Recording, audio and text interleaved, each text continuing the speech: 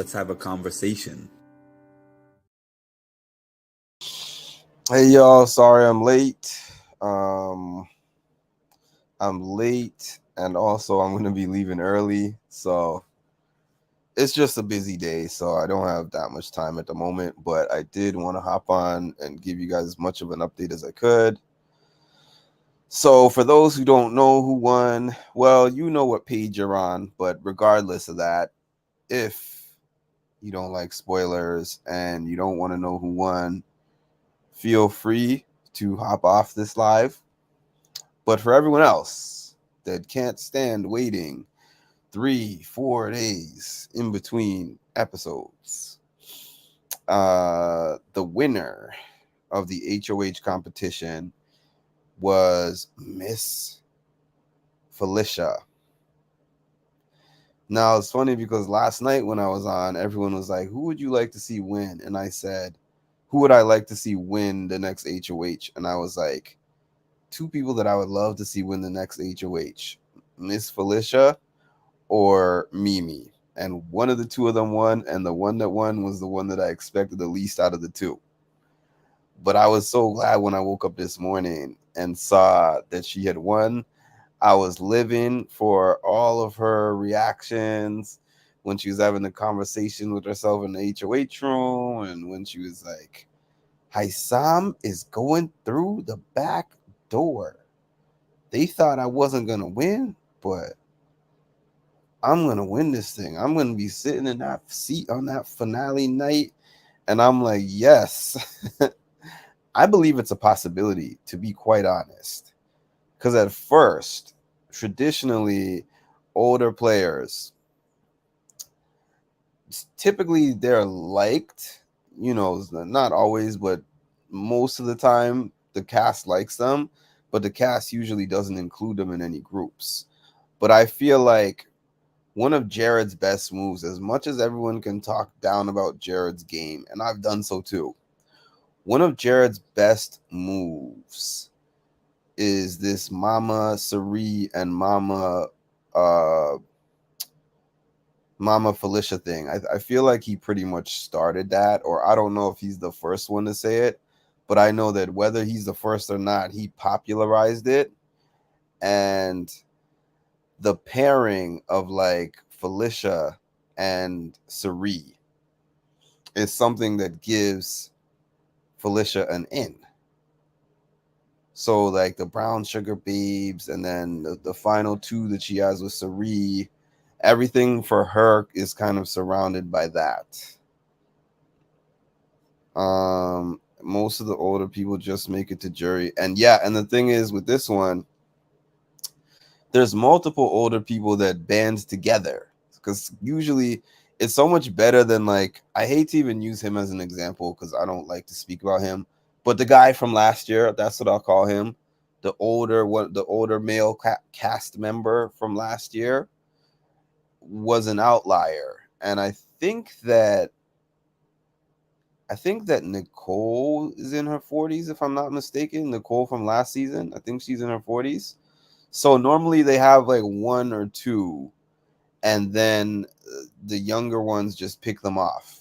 Um, they just keep them, just like Cameron was saying, they keep them for like a +1 number for a while, and then when they get to like a jury spot, or maybe sometimes right before a jury, where it's like, okay, now we're going to get rid of them because they're not really at the top of any alliance. Whereas Mama Felicia and Mama Sari are at the top of a few alliances, each of them separately. What's interesting is that, what's his name? Hisam feels safe. Hisam feels safe with her in power, but the first thing that she's talking about is knocking him off on the back door. So the people that I'm hearing that Mama Felicia are going to put on the block, or her main objectives to put on the block, I'm hearing Cam and Jag. I'm hearing that she wants to put Cam and Jag on the block, and then if one of them gets off of the block, then Hisam will go through the back door, and if both of them end up staying on the block, then she's okay with Cam going home. So Cam is the front door target if they're not able to pull off the back door, but if they're able to pull off the back door, Hisam's going off the out the door. And imagine Felicia being the one to get that on her resume. Can y'all imagine Mama Felicia being the one that backdoors Hisam? And she's not Hisam. So, I mean, at least as so far as what I've seen, she's not somebody who is abrasive. She's not someone who threatens anybody. She's not somebody who they're going to say she's the next person on our target list. Now, with that being said, she wins an HOH and pulls off that huge move. She's going to be on people's list now. Like, I think that even just winning this HOH, people are going to be like, she's actually playing the game. Like, she's not just here because she's like old and happy to be here. No, she's a super fan. She's in multiple different alliances. She was actually probably quite a big part of getting Riley out of there. She's deep in this game, and I think that they're soon gonna have to kind of wake up and recognize that. Although I don't think she's gonna be the next person out, but I do think her threat level is definitely elevated with winning this HOH. Oh yeah. So there's not going to be a lot of drama. Well, I don't think Cam would be surprised to be nominated by her because she would be like, I don't want any extra blood on my hand, and you've already been on the block. Jag, on the other hand, I wonder how she would maneuver explaining to Jag why he's on the block. That's what I wonder. I think that putting Jag on the block kind of puts it clearly in his head that he's expendable, and he is to them. He is to her side. But I wonder if Jag would be pissed about that. But it's so funny that Hisam's overconfidence makes him feel like Felicia being on the block is the best move for him. There was a clip of him talking, I think, to Jared. I think he was talking to Jared, and he was saying, I'm so excited about this move. And Jared was like, more excited than when you won HOH? And he said, this is even better for me. And I'm like, yo, famous last words. They are going to clip that, and it's going to be all over the net next Thursday. It is going to be all over the net next Thursday. Oh, I thought I read this backwards because I thought that you said you liked the start of last season more than this, and I was about to say I disagree with you, but now I'm reading it properly, and I definitely like this season more than last. I actually tried to do a watch party, which YouTube also blocked and took down. But I was like, to get ready for this season, let's watch the first 4 episodes of last season together. And even getting through the first 2 episodes was hard. Like this Luke thing, that part was bad, but it was just an outlier because Luke wasn't even a main storyline to anything that was going on. Like he was an outlier. So it's like, get rid of him. He's out of the house. Moving on. Whereas like the Taylor thing was very tough. It was very tough. And you guys don't know this, but it affected a lot of people, not just Taylor. So again, I don't like getting into that subject too much because people get so upset about it. But what I mean by that is there were people who were loading the gun and shooting the bullets, and there were people who were just kind of in the room, and everybody caught a similar flack. everyone caught an equally distributed amount of flack, and that came in the by way of a lot of terrible comments that fans were saying. Anyways, so far I already like it better than last season, and the reason why is because it's not like one major group here, one major group there, one major thing dominating the storyline. Like, yes, you can say that Suri and Jared being there is dominating the storyline, but there's still so many other different pieces and moving parts that make it interesting.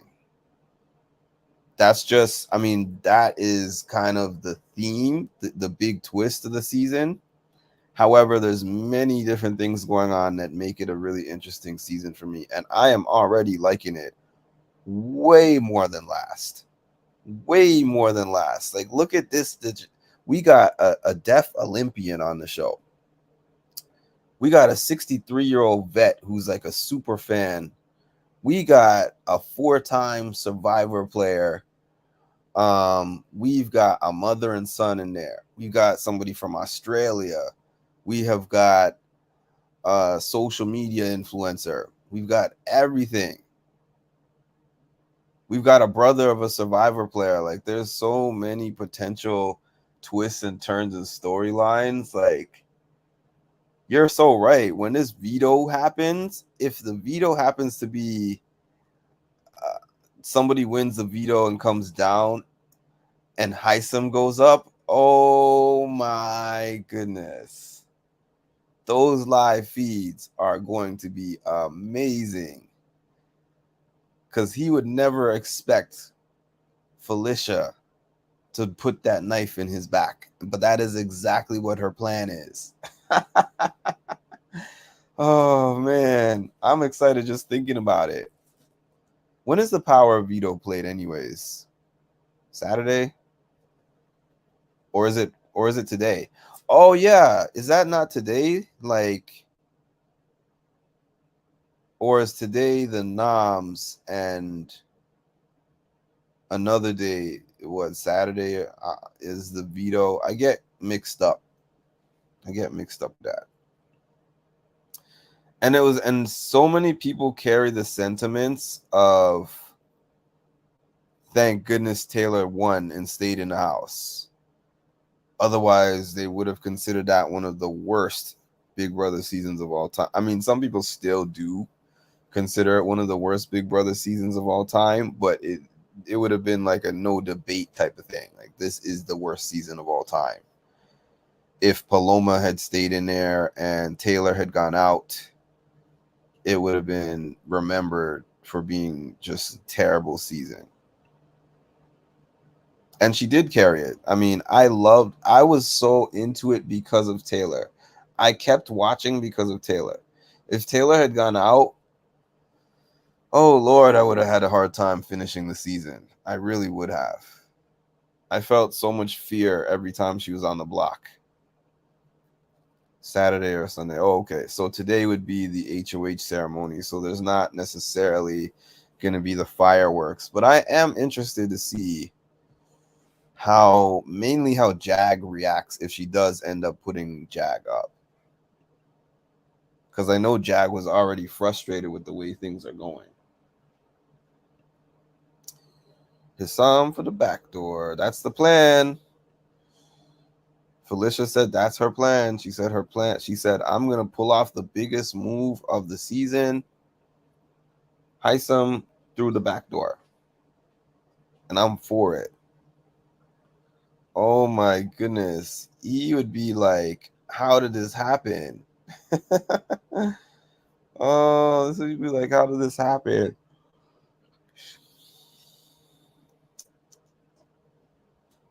How did this happen? He's so arrogant and overconfident.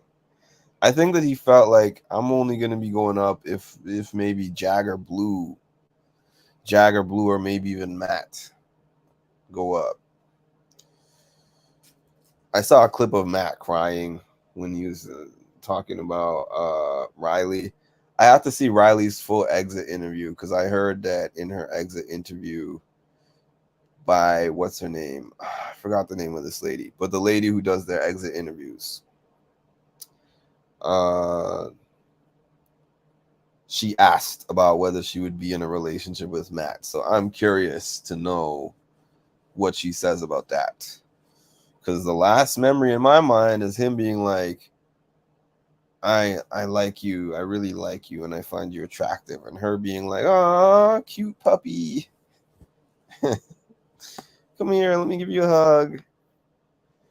She gave him the friend zone hug. I don't know if that was because of the show or if that was because she's not feeling him like that. But give me like 2 minutes. I will be right back. I'll be right back.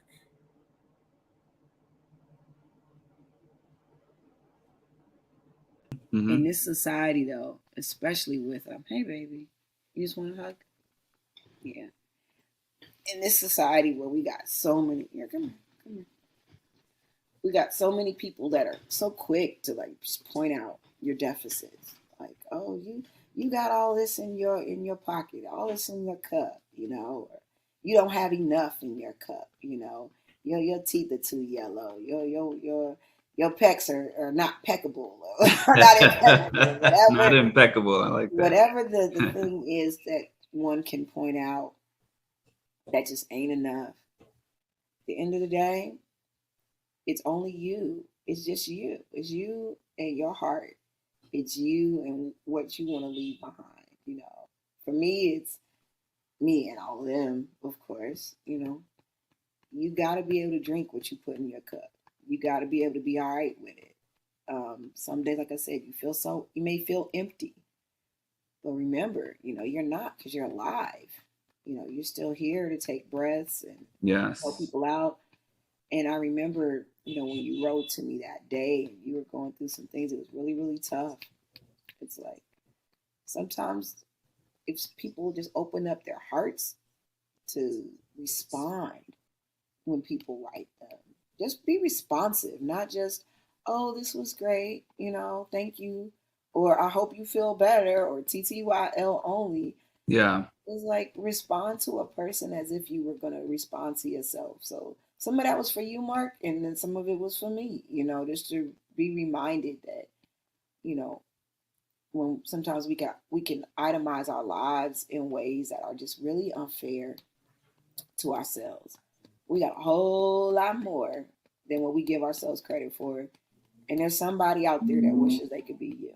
They wish they could have, music and mental health hanging from their wall and a working computer and, these pecs that can, lift huge, huge tires, push heavy things and, Hey, what's up, y'all? Thanks for waiting. I'm gonna start creating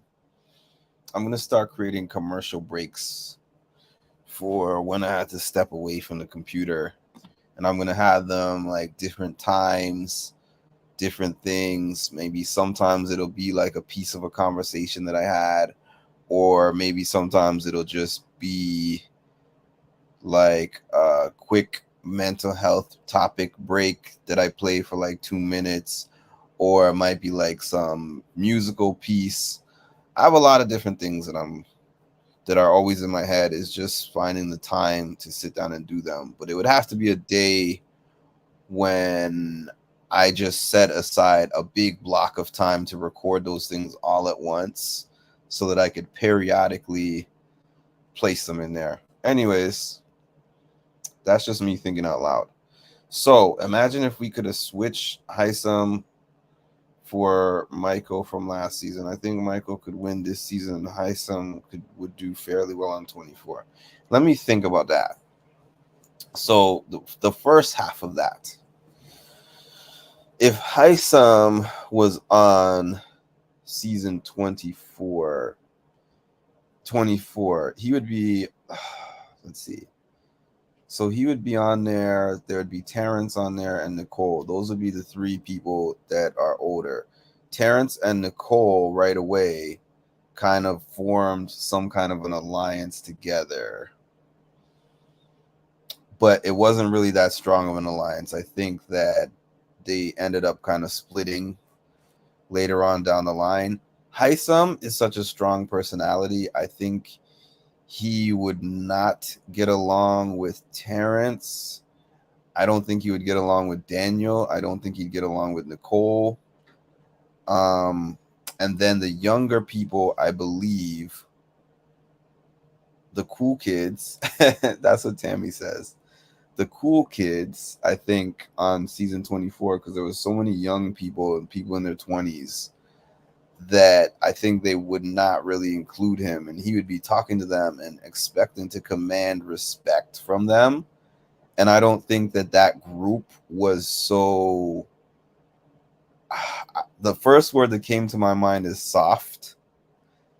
But what I mean by soft is not soft as people, but soft like they are impressionable.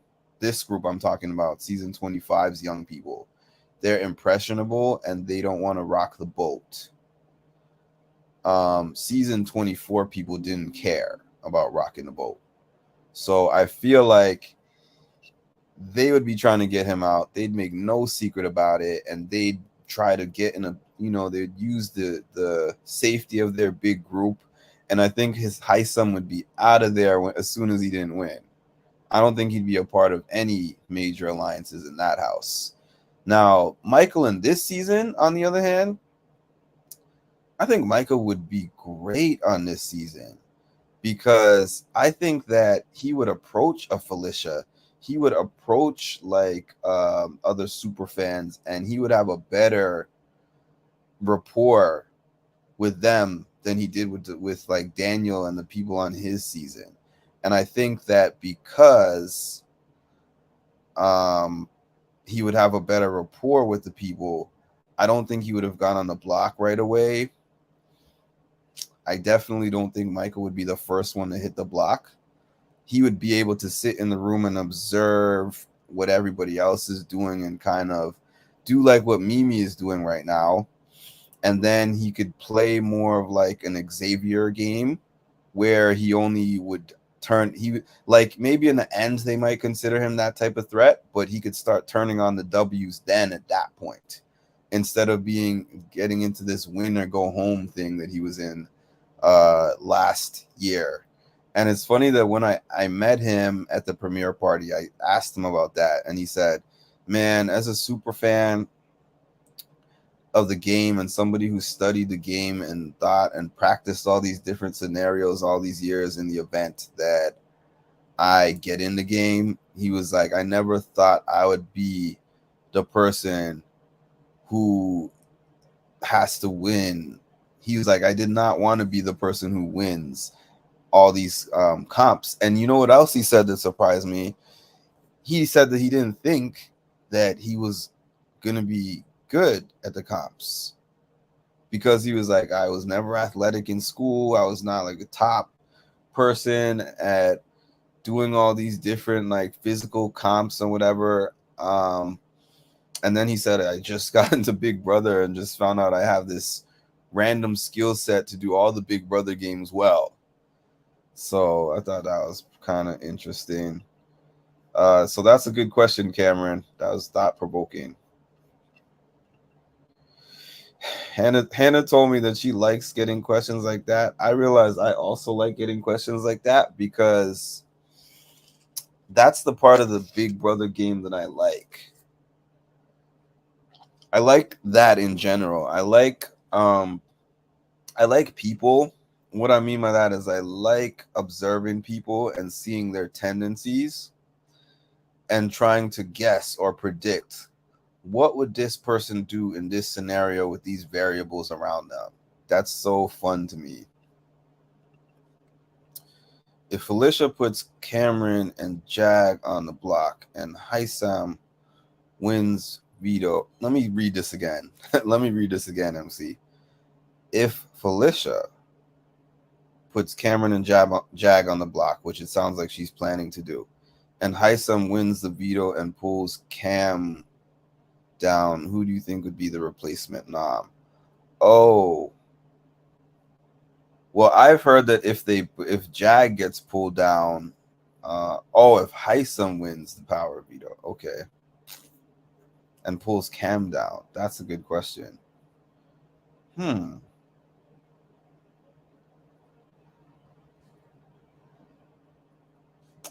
that is a good question because then Hisam can't go up.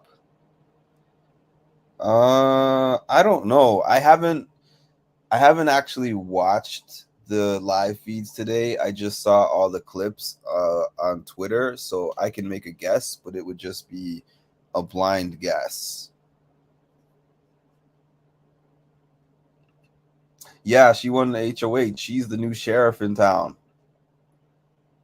Let me see who would she put up if Cameron came down and she couldn't put up Hisam. Who would be her next target? Red, maybe? Maybe Red? I don't know.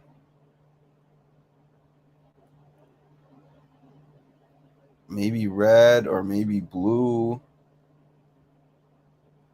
That would be my guess. Those are the people that are not really. I mean, yes, they're. I know Red is in an alliance with her, but I also know that Sari and and Izzy are not really feeling Red, and I believe that those are her main people in the house. I mean, well, not necessarily.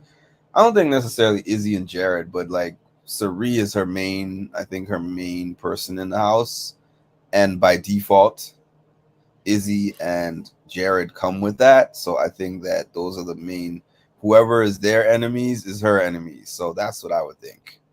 I would think it might end up being like a Red or, well, yeah, that might be the replacement. The question for me would be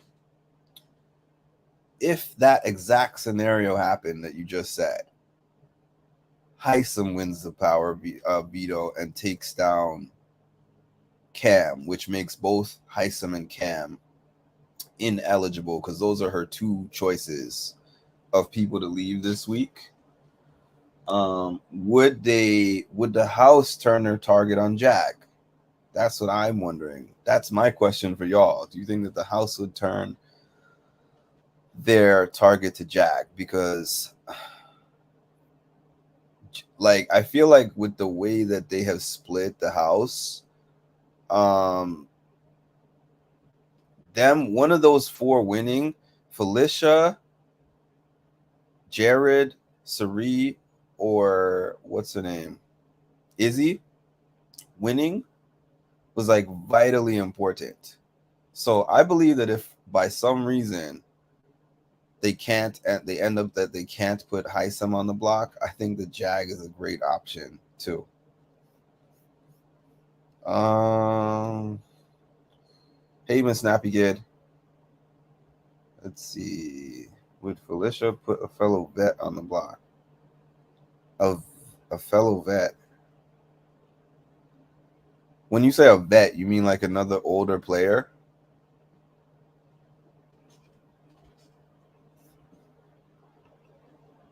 Or a vet?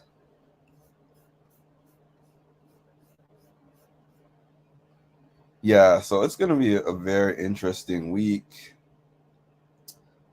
I can't wait to see what happens with this power of veto. This power of veto is going to be real interesting. I really. Oh, okay. So you did mean a veteran. That's what I thought you meant. I think that she's willing to play this game and do whatever she needs to do. That's what I think. I think that she's a strong player. I think that she's willing to do whatever she needs to do to win this game. Um,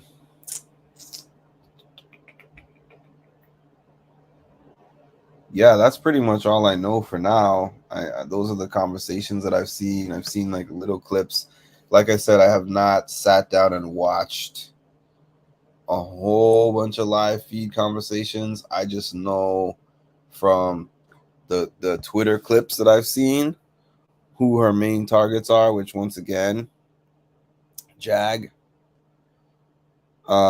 Jag and Cameron on the front door, and then if one of them gets pulled down, she'll put Hisam up. If Hisam doesn't win the power veto, she's saying that she's gonna put Hisam up there in place of Jag. Like if one of her people wins and takes Jag down, or if anyone wins and takes Jag down, she will put up Hisam, and the goal is to get him out the back door. But if somebody wins and keeps the noms the same, then the house target or her target is for Cameron to go home. But I'm sitting here and thinking to myself, if Cameron and Jag were on the block, would it be smarter for her to get Jag out of there? Because I feel like Cameron does not have a leg to stand on. I know it's like, oh, we can't trust him, but I think the fact that nobody really trusts him gives him a lot less power. Because anyone who watches Survivor, there's a saying that Jeff says on Survivor. He's like, trust is your currency in this game. And it's the same thing goes for Big Brother. Trust is your currency in the game. You only have power in Big Brother if people trust you. And a lot more people trust Jag than people who trust Cameron. So if I were them and it ended up staying as those two on the block, I would gun for Jag, to be honest with you.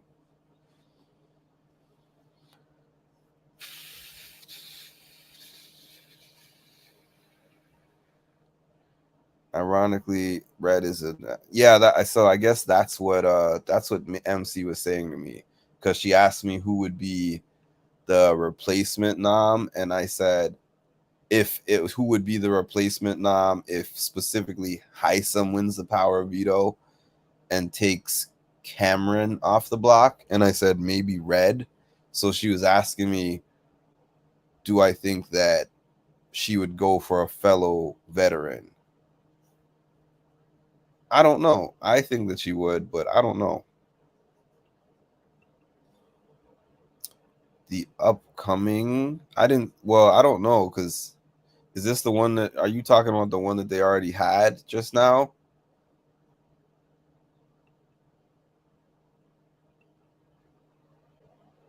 Amazing plan, big moves for Felicia. She was talking big. I said this from the beginning. I saw her in the house and I'm like, yeah, she's older than the other house guests. But within a day or two of listening to her on the feeds and just watching how she was moving around, listening to the questions that she was asking, I even remember her sitting down with Sari outside and predicting like upcoming competitions that are going to happen, coaching Sari. She's kind of coaching Sari on how to play Big Brother, because even though Sari has played competition shows before, she has not played Big Brother. And she'll be like, pay attention to this and this picture in the house. This is the day we're on. Count how many of this is here and look at this clue over here. And I'm like, yo, she's tuned, she is tapped into this game. She is real locked in with this game. And people don't even know it yet, but they're going to get to know it soon. This week is going to get crazy. I can't wait for it. I cannot wait for it. Seriously. The one thing I got to say about Big Brother, y'all know that I'm a lifetime challenge fan, right? I love the challenge. The challenge is my favorite competition show. And I love each episode because there's always action going on. I can't look away from the screen. It's a faster game, you know. The thing about Big Brother, the early episodes, I'm usually bored, and that's still the case here because everything that I'm seeing in the episode, it's in the live feeds, so I've seen it already. It's just like a little summary of it, a little edited summary of it with some diary room entries. That's the only thing that we're not getting. but nothing really special is really happening in the first few weeks. But what I love about Big Brother is when we get into the second half, once we're down to like 7, 8 house guests, and we see how the early moves affect the game late, because it's rare that you just win or lose the game at the end. Even if you lost it at the end, like let's say a Kyland on season 23 losing in the last 4, getting taken out in the last 4, it's because he made a couple of wrong moves in the last 6, which was, protecting Xavier and depending on Xavier to protect him later on down the line. And thinking that Big D, he was going to be able to make Big D do whatever he wanted to make Big D do. Regardless of Big D winning comps or not, having those 4 in the final 4, it was mainly on Xavier and trusting Xavier. So he made the wrong move. So the point is, all these things that they're doing early impact the game late. And I love comparing Big Brother to a chess game. Like, I don't enjoy the beginning of a chess game. Okay, you're moving this here, you're moving this here. But then when you see like, oh, this was the game plan, and then you see the checkmate, you're thinking back like, wow, this was masterful. That's why I really like Derek's game from season 16. I just loved the way he played the game. I know this is a late response, but I appreciate you answering my what if BB question. Like, you and Hannah like those what if questions. Yeah, I didn't even really think about it until she said that. I asked her what she would do if she was in the house, if she was in Izzy's position in the house, and she knew of Cerie's secret, Cerie and Jared's secret. And I loved her answer. She said she loved the question, and her answer was basically, I would have held on to that. I would have checked and gauged the temperature of the house and seen if anybody else knows. I would listen to different conversations. And she's like, hey, Jared was on the block, week 1. I might have sat here and held on to that information and seen how I could use it to benefit me in the game. And then she also agreed that Izzy did this in a really sloppy public way, like grabbing Jared like that and being like, I know that you're Cerie's son, Jared, but I swear that I'm going to protect you. It's just like, what is if somebody had happened to be within earshot of you, which was possible, game over right there. Game over. I think it's called Pressure Cooker, HOH Cop, in season 6 where Kesar got screwed. Derek played it like he did. He did. Nobody thought that he was controlling the game because Cody was the one who was winning all the comps. So a lot of people are like, Cody is dominating the game. But clearly, when they all got into the jury house and started talking to each other about how they were getting out, they were like, wait a minute. We thought that Derek was just this guy who's not winning any comps, so he's not doing anything. And then they're realizing, like, wow, he's the puppet master behind everything that Cody is doing. So it wasn't even close when it came to the voting.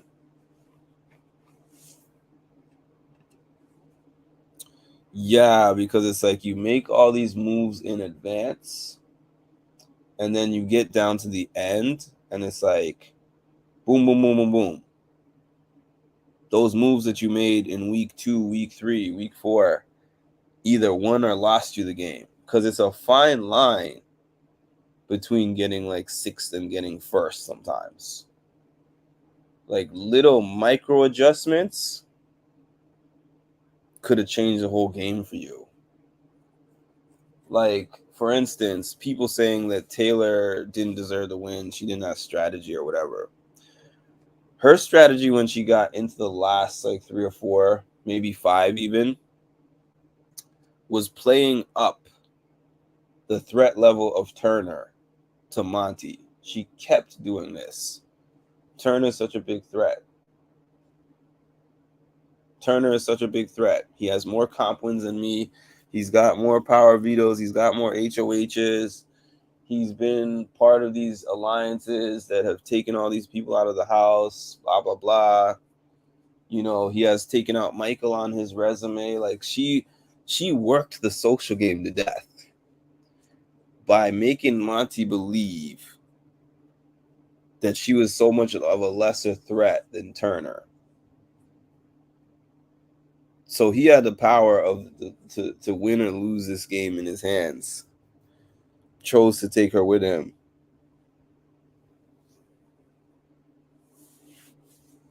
That was her chess move. Whether people like that or not, that was her chess move. Speaking of Turner, my Turner interview is dropping tomorrow. So I'm going to give you guys notifications for that. You'll get to see my Turner interview. I talked about some hot topics from last year.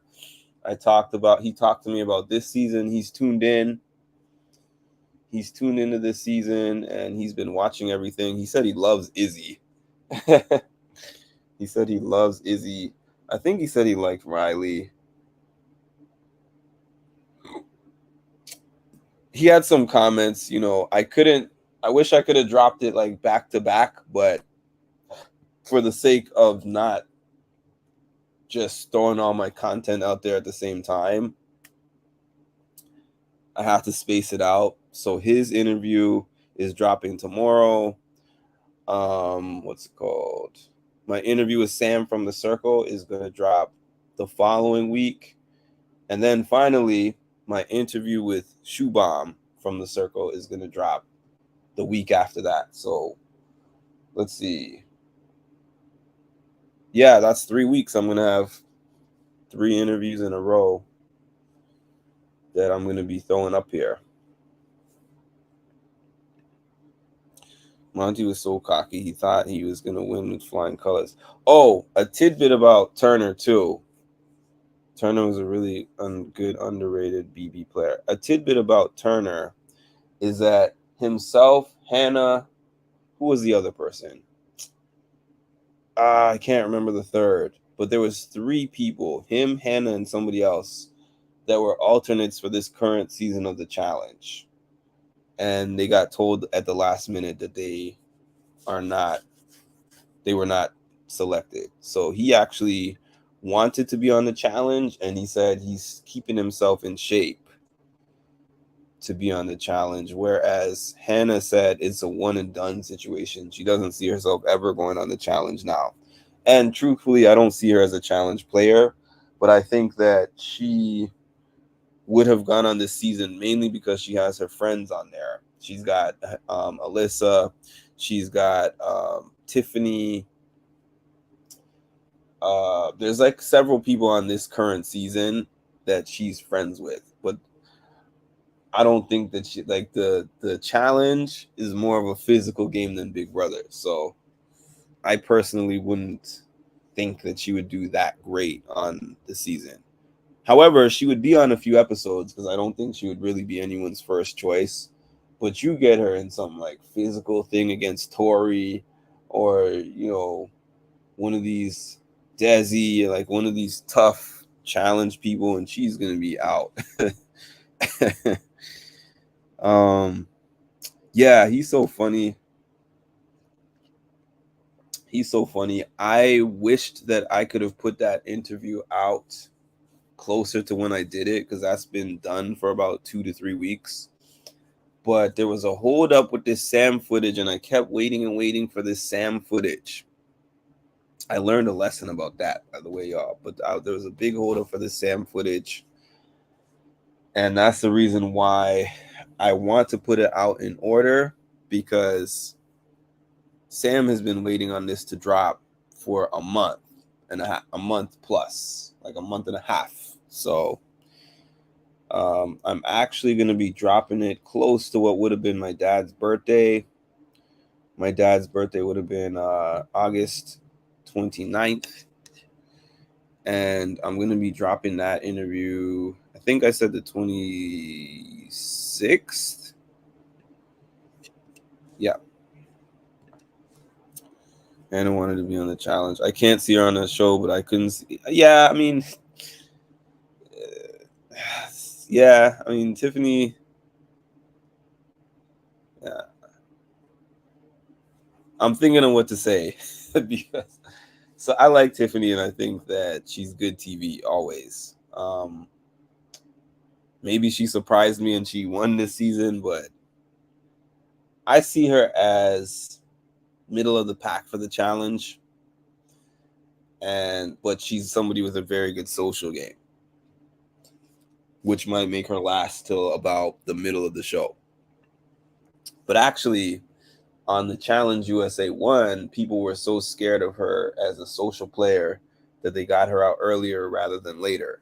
So, but this season, well, I'm going to be making a challenge post. I was supposed to have done it this morning, but man, it's been a busy week. Great. Have a talk to you later. Have a great day. You too, Trisha. I'll be back on here probably tonight to do my challenge recap, and then also I might be back on to talk a little more Big Brother once I've seen more, once they've had more conversations. We'll see. I can't see Turner on the challenge either. I can't necessarily see him on the challenge, but he said that he's a big challenge fan, and he said that he's been like really working out. He said he's been working out. People who so Turner is like open to being on another show. Hannah is also open to being on another show, but it's not going to happen anytime soon, obviously, because she is in medical school now, so she's not going to have the time. Sam, if any of y'all watch The Circle, surprisingly said to me that she would do the challenge Survivor. She said she would do Big Brother. I would love to see Sam on Big Brother. How Sam would do on Big Brother, I don't know. um, like I don't know. Her personality on Big Brother, she might have a hard time. But then again, she won her show, so it's like sometimes you could typecast somebody and say they wouldn't be able to win in this certain environment, and they win anyways. If Hannah was a faithful, I could see her doing extremely well on the Traitors. If Hannah was a traitor, I could see her having the hardest time on the Traitors. Hannah would make Cody would make Cody look good from the Traitors. I think she would have an incredibly. I just feel like I don't know if it's just my lens, but I just feel like Hannah is such a person of such high integrity that she would have such a hard time just lying to people. Even though when I asked her if she had a hard time lying to Alyssa when she put Alyssa on the block in the final 7, she was like, I felt bad for her, but it wasn't hard for me to lie. But I think she would have a hard time as a traitor.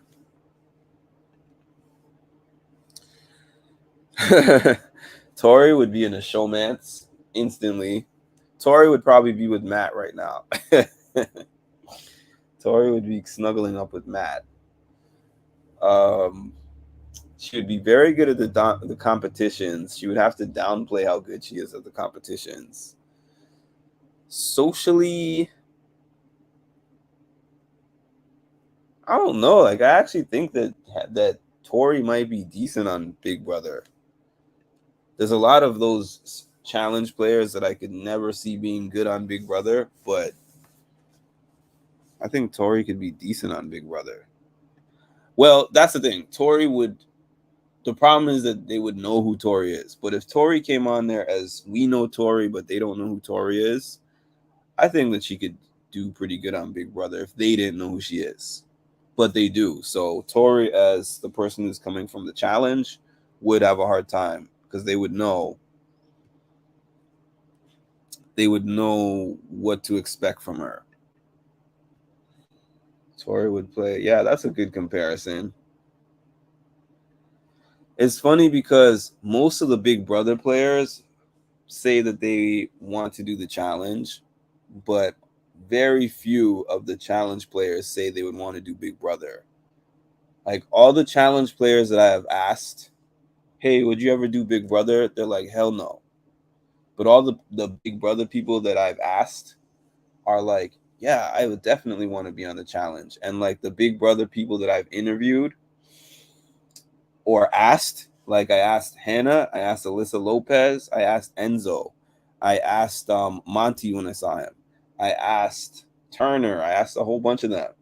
They were either like the ones that have been on the challenge are like, I like the challenge way better, and the ones that have not been on the challenge are like, I would like to do the challenge. Pauline Fessy was on BB, and those two are iconic for their seasons on the challenge.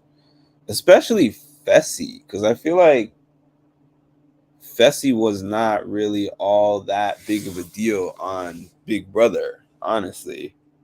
And he wasn't good on Big Brother either. So you throw him in the challenge environment. I think at this point, more people know him for the challenge than Big Brother. Whereas Paulie, I think that a lot of, even though Paulie has been on multiple seasons of the challenge, I think that people still kind of know him as a Big Brother player.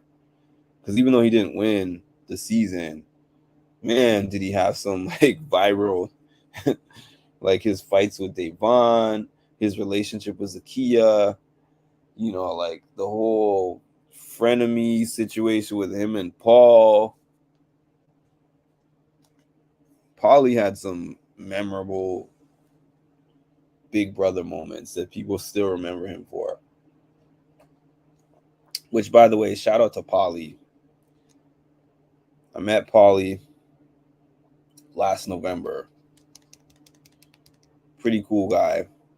Unfortunately, I am going to get into my challenge recap, but it was unfortunate the way that everything panned out for him on his comeback to the challenge. I hope that he comes back again for another season. I don't know, an All Stars. I don't know, maybe even the regular show. He's young enough. He's what, 34, 33? I don't know. Early to mid 30s. I mean, if Bananas can be back unlimited amount of times and he's in his 40s, CT won in his 40s, Anissa got 2 to 3 callbacks in her 40s. So, shoot, Mark Long is in his 50s and he did a season of All Stars. Beth did a season of All Stars. Cyrus, people that are in their 50s.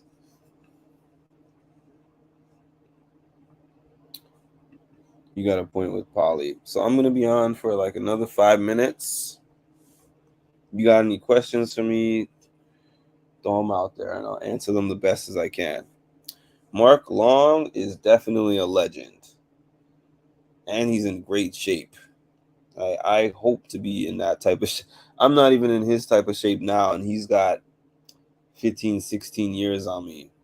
So I hope that when I reach my 50s, I'm still moving and grooving like that.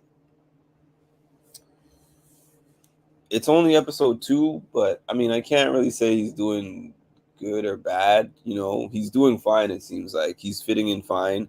He hasn't been into any eliminations yet. I think his team won the daily elimination this week, I believe. But I'm actually probably going to watch the episode back again before I do my recap, just so it's a little bit more fresh in my mind.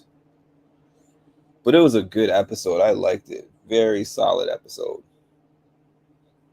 I'm liking the season. I just don't like how they keep ending the episodes on cliffhangers. That's annoying me.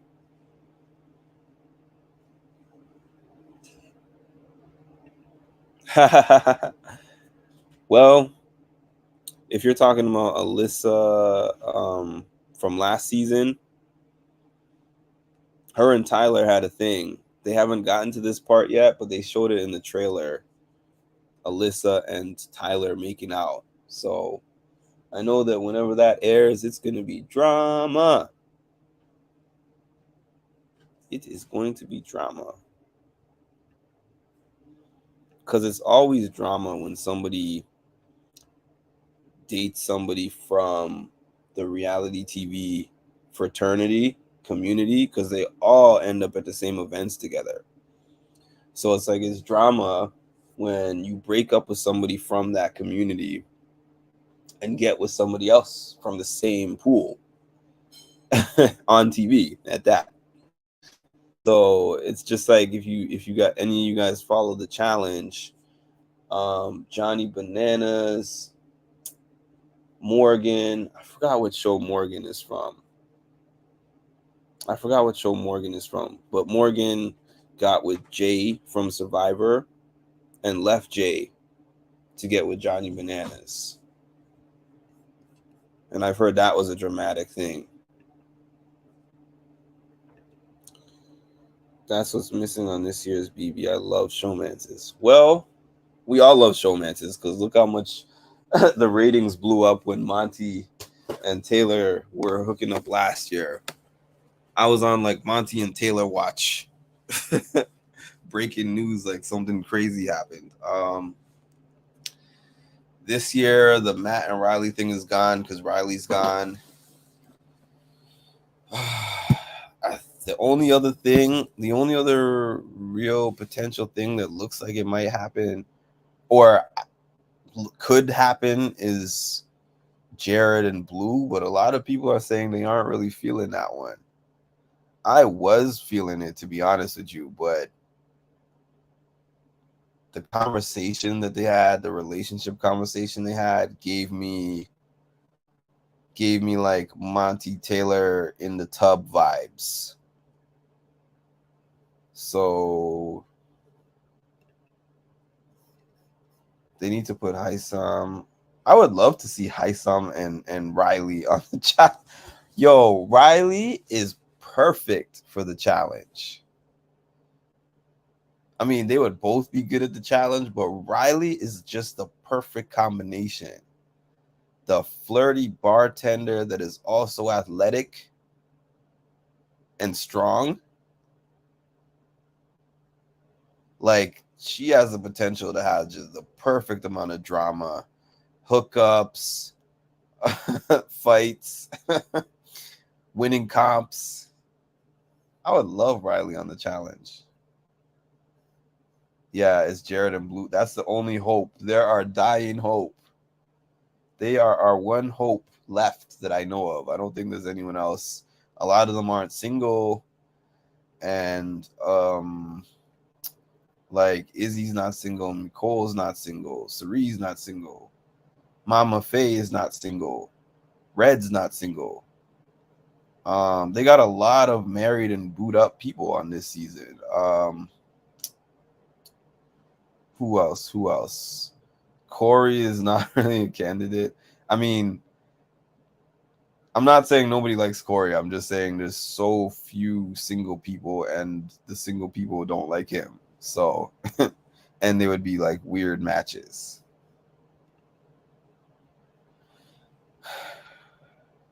Definitely seemed that way. She was just physically attracted. Oh, I forgot about America, Cameron. But yeah, I don't know. You're mean. That's funny. Um, it's not wrong, but it's funny also. Uh, yeah, that. I mean, I don't know. I forgot. America's the other single one. So the single females are Blue and America, right? I don't know about Bowie. Blue in America, and the single males are what? Corey, Jag, Jared. There's not much showman's potential. I'm trying here. My brain is struggling.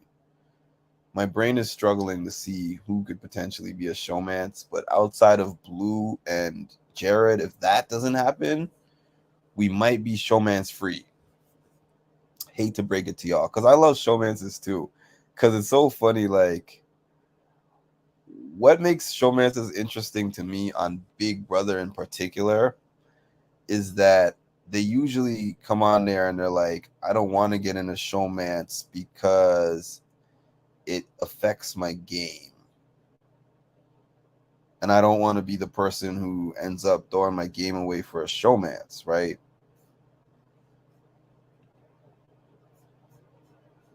Oh, are you serious? I didn't know that. I didn't know that they were both gay. Um,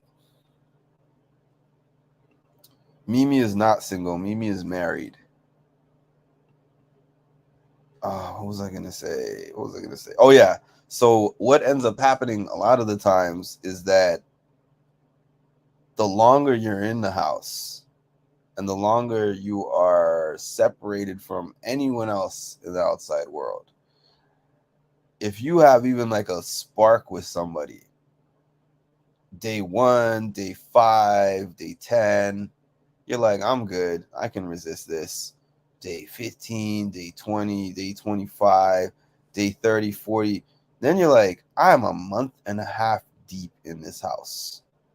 I have needs and I have urges. And I have nobody else in here. And I have this person that I am attracted to. And I don't know how much longer we're both going to be in here, but you just find that right situation. You know, they have wine that night or something, and then they look at each other a certain way. One of them wins HOH or something, and the HOH room is available. Everyone else is in bed. And then it's like watching it's gonna sound bad, but it's like watching Animal Planet. But it's a fair comparison for me to call it at like watching Animal Planet, because we are watching the people in this controlled environment. Like you throw them in the zoo behind the cages and just observe them from a distance and see how they're how they're gonna behave in their habitat. Is my speculation. Yeah, like even a Matt and even a Matt and what's her name, Riley's thing. You know, like even if she didn't like him for real, you get him walking around her with his shirt off on day 65 and offering himself to her. She might do it just because. Like, I'm 65 days without that kind of interaction. That's what Taylor said when you listen to all her interviews. She'll be like, I had an itch and it was day 70 and I couldn't resist anymore. Like, it had nothing to do with the guy. Even though I think in her case it did have something to do with the guy. And I think her responses after the show were due to finding out the things he was saying about her. I still don't like how Taylor handled the Joseph and Monty situation. It was yeah, I avoid I avoid speaking about them at all costs, even though you will see me speaking about them in the Turner interview, but generally I kind of try to stay off the topic because it's just annoying the way that people react to anything that you say about, Monte or Jailer. That's just a hookup. Well, that's what I'm saying. Yeah, I know it's not a showmance, but I'm saying like it kind of is a showmance, because a showmance does not necessarily mean a relationship. It just means somebody that you are in a relationship with on the show. And a lot of those don't turn into anything outside of the show.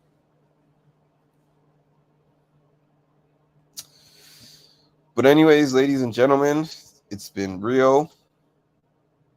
Appreciate y'all for tuning in. Please make sure to drop a comment on the video afterwards.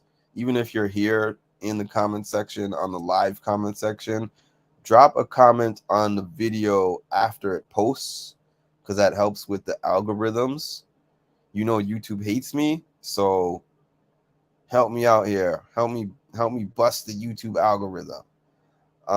Like the video, comment, subscribe, and make sure you hit the notification bell. As you've seen, I'm working. I've been either posting up videos or going live every single day since Big Brother started. You will not see one day that I have not been on here yet. That's not to say that I will be on all 100 days, because that's not realistic. There will be days that I have to skip or miss. But even on days when I don't post videos, I will still be tuned in. I'm still going to be posting on my community page. If I can catch something important or big that happened on the live feed and post it in my short, I will still be doing that. I'm just working and grinding away. So help me continue to grow. By the way, actually, before I log off, I am going to check if I have reached my 200 follower count yet. It was wavering between 197 and 199 this morning. So I hope that it reached 200. No, we're still at 199, but that's okay. We will reach our 200 plus by day's end. I still have my challenge recap to do, and I'll hop on here like at nighttime at some point once I have watched some of the live feed stuff. I'm actually going to put on the live feed in the background while I work, and I'm going to get more tuned in to what is happening. Appreciate all of y'all. These shows are nothing without the people who are watching, commenting, and making these interesting dialogues. And I appreciate my community. As I always say every single time I come on here, thank you so much to this community. Y'all are not like toxic Twitter, toxic Reddit. We have really positive, solution-based, and provocative conversations here. Nobody trashes each other.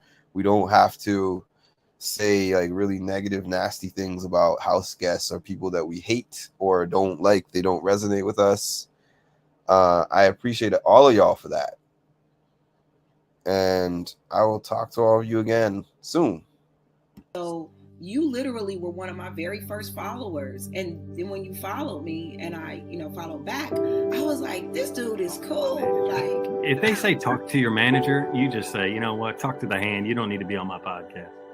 But yeah, dude. Yeah, you do a great job. Thank you. I always get a kick out of talking with you on Patreon. You have a really good, view on it. That wasn't planned. You know what? I like this Canadian. Well, thank you.